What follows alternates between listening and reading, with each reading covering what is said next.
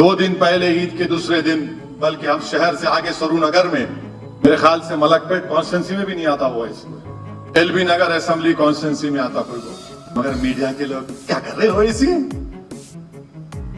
हर आदमी शुरू हो गया, हम क्या तुम्हारे भाईजान दूल्हे भाई हैं क्या? ओवैसी क्या कर रहे, क्यों नहीं बोले ओवैसी अब तक? पूछो उनको क्या हो रहा है ये। मैं उनसे पूछ रहा हूं, मोदी नहीं बोलेंगे, आपके डैडी अब्बा नहीं बोलेंगे कुछ भी। जहांगीरपुरी के बारे में मोदी नहीं बोलेंगे वजीर आजम के तौर पर। सेंधवा में 13 मुस्लिम घरों को तोड़ दिया गया, देश के प्रधानमंत्री कुछ नहीं बोलेंगे। खरगोन में 22 मुसलमान घरों को, झोपड़ियों को डिमोलिश कर दिया गया, देश के प्रधानमंत्री कुछ नहीं बोलेंगे। गुजरात खंबात में गोदामों को तोड़ दिया गया, देश के वजीर आजम कुछ नहीं बोलेंगे। मगर ओवैसी बोलना, मैं वजीर आजम हूं, मगर नहीं, वजीर आजम से नहीं पूछेंगे हर चीज हमारे पास। इन्हों क्या बोले, इन्हों क्यों नहीं बोले, इन्हों क्यों नहीं उठे, इन्हों क्यों नहीं बैठे। मगर इसके बावजूद भी जो मुनाफिकीन के सरदार हैं वो बोलते नहीं, ओवैसी को वोट मत दो, गवर्नमेंट को बदलना है। बोलो ना, आप भी बोलो ना, नहीं बोलेंगे।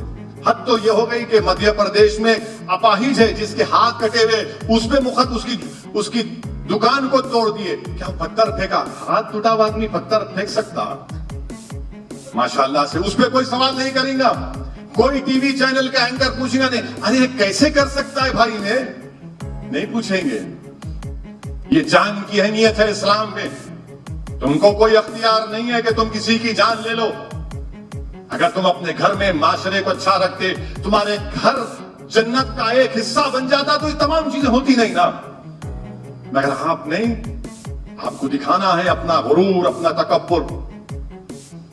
इसको ऑनर किलिंग बोलते।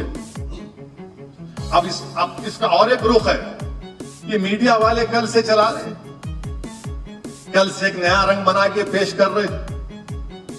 एक बात सुनो मीडिया वालों, जो मोदी को अपना पप्पा मानते हैं, क्या यहां की हुकूमत ने फौरन गिरफ्तार नहीं किया? उसको गिरफ्तार कर लिया।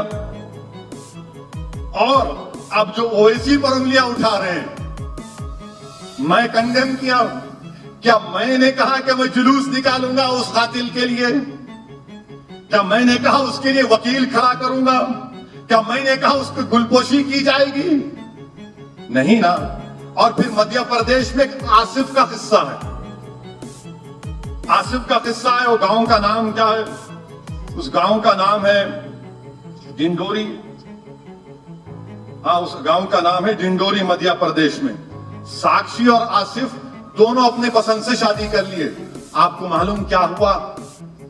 बीजेपी की हुकूमत ने कहा कि तू साक्षी से शादी करेगा, जाके उसके बाप का घर तोड़ दिया, उसकी दुकान को तोड़ दिए। क्या असदुद्दीन ओवैसी जाकर चीफ मिनिस्टर से बोले कि उसका घर तोड़ दो, आप उस बच्चे का, उसने शादी की, उसका घर तोड़ दो? अरे हम तो मजलूम के साथ हमेशा खड़े, और आज भी खड़े मजलूम के साथ, क्योंकि कत्ल करना किसी का काम नहीं है। आपने किया ना, अखलाक को मारने वालों पर आपने उनकी गुलपोशी की। रगबर को मारा गया तो आप वो निकले सजाए मौत के बाद, तो आपके मिनिस्टर ने फूल का हार पहनाया बीजेपी के लोगों ने। तो मेरे अजीज दोस्तों और बुजुर्गों, कत्ल की मजम्मत करनी चाहिए। हम कातिलों के साथ नहीं खड़े रहेंगे। मैं आपके जरिए उन टीवी के एंकरों को भी बोलना चाह रहा हूं, मेरे मुंह को मत लगो। आप मेरी जबान का मुकाबला नहीं कर सकते।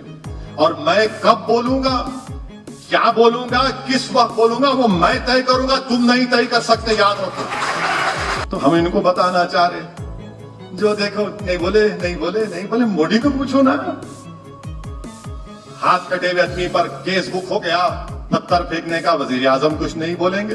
बल्कि दिल्ली में उनके घर से चंद थोड़ी देर के फासले पर जहांगीरपुरी में मस्जिद की गेट को तोड़ दिया गया, मुसलमानों की दुकानों को बर्बाद कर दिया गया, जामिअतुल अशरफिया के मदरसे की 50 साला बिल्डिंग को तोड़ दिया गया, कानपुर के मदरसे को तोड़ दिया गया, कुरान करीम के पारे मट्टी के मलबे से उठाए जा रहे थे, देश के वजीर आजम कुछ नहीं बोलते, ये नहीं पूछेंगे।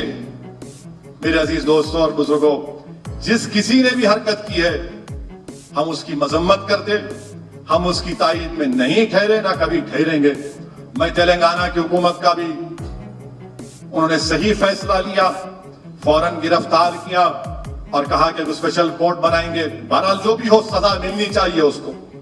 आप किसी को भी जाके मेरा दिल बोला, मेरे को ऐसा बोला, मेरे मुंह को वैसा करा, नहीं भाई, याद रखो, अगर एक बार आग लगेगी ना, आप अपने घर में बैठ के नहीं बोल सकते नहीं वहां लगी आग, मेरे पास नहीं आई, वहां से आग शुरू होके तुम्हारे घर तक आ जाएंगी।